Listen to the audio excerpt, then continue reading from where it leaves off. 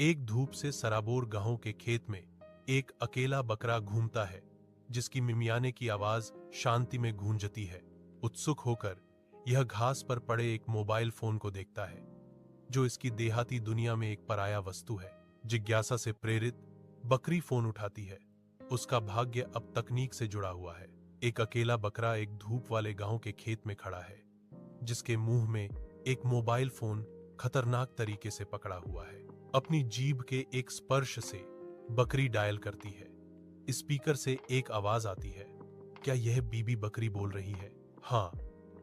बकरी वापस मिमियाती है, लेकिन नेटवर्क कमजोर है। मैं केवल मई मई सुन सकता हूं। एक धूप से सराबोर गांव के खेत में एक बकरी दावत करती है।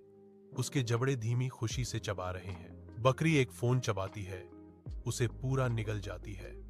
उसकी आंखें आनंद में आधी बंद है। बकरी कहती है, अब संकेत मेरे पेट में जाएंगे।